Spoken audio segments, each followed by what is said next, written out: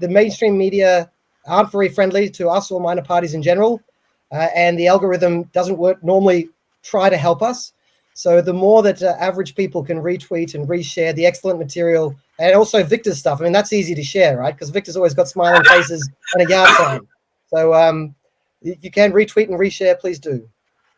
Let's go to Victor now. Thank you, Damien. We'll keep you on the screen because we have more questions for you coming up. But Victor Tay in New South Wales, you're a familiar face. Welcome to the Lib Dem ticket. Why are you running for the Liberal Democrats in Werriwa? Yeah, so Werriwa is an electorate out in southwestern Sydney. I also pastor a church in the Liverpool area, so I've done that for 7 years.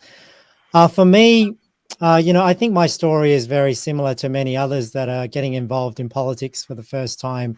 Over the last 2.5 years, we're all very concerned about the erosion of our freedoms, especially for me. One that's very close to my heart is the freedom of religion, the freedom to gather together. That's really what pushed me over the line over those lockdowns. I couldn't believe in Australia that people couldn't meet for church.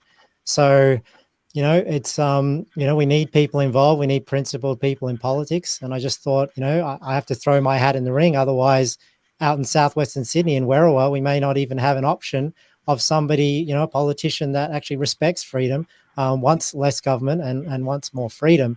So I'm also a very passionate advocate for lower taxes. I think, not just myself, I'm probably sure everybody in the party and just anyone I speak to as well, we all think we pay way too much taxes. I think we're sick of the waste, we're sick of the inefficiency, and we're sick of the corruption as well. So this is what I love about the Lib Dems. I felt they were the only party that was really serious about rolling back the power of government, rolling back the debt, the spending, the taxation.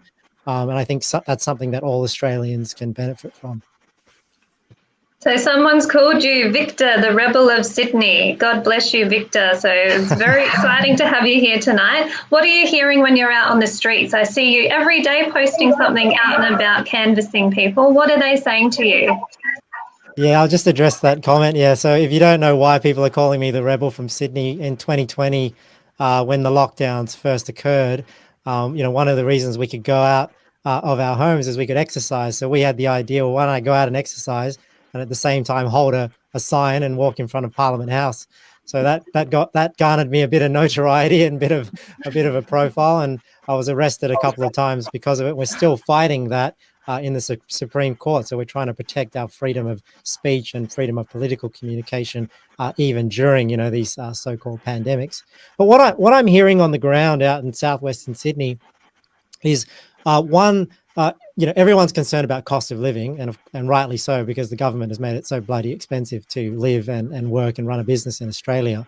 So one thing that I think really resonates with people is our policy on taxation. I mean, once people hear about us, we want to push to raise the tax-free threshold to $40,000, reduce the income tax rate to a low flat 20%. And I just asked them, imagine how much money that would put more in your pocket. You have control over your funds, less money for the politicians and bureaucrats. And everyone's sick of politicians, and that's why my flyer starts with, are you sick of politicians taxing more of your money and taking away your freedom of choice? So that's one thing I'm always hearing about, is the cost of living and just the excess taxation. But another thing I think that's really close to home for everyone out here, especially in southwestern Sydney, are the vaccine mandates. Because even though you think, the vaccine mandates came in on maybe this, this COVID stuff is all over, but no, because so many people who were vaccinated, they admit to me that they were coerced into being vaccinated. They had no choice. I mean, a lot of men out in southwestern Sydney, they couldn't lose their jobs. They had to pay for their mortgages. They had to provide for their families.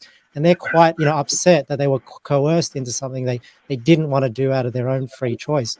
And not only that, people now are starting to lose their jobs. So the companies that are mandating vaccines because of the coercion from government, these people are now starting to lose their jobs. March, April, May is when these company policies are going to affect.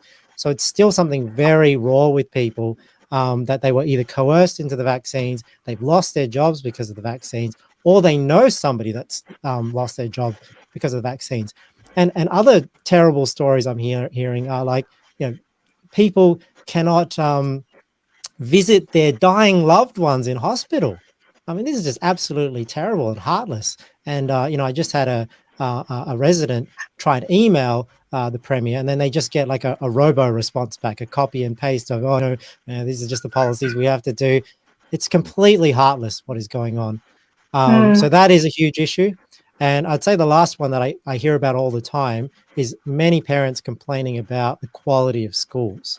So I think our policy on education and decentralizing it, putting the power back to parents to choose the schools, making schools compete and improving their quality of services, I think that really resonates with people out in southwestern Sydney. A lot of families, a lot of young families out here. Visit victortay.com.au to learn more and download our Freedom Manifesto, which outlines our 10 policies for the coming federal election. Authorised by Rob Cribb for the Liberal Democrats, Sydney.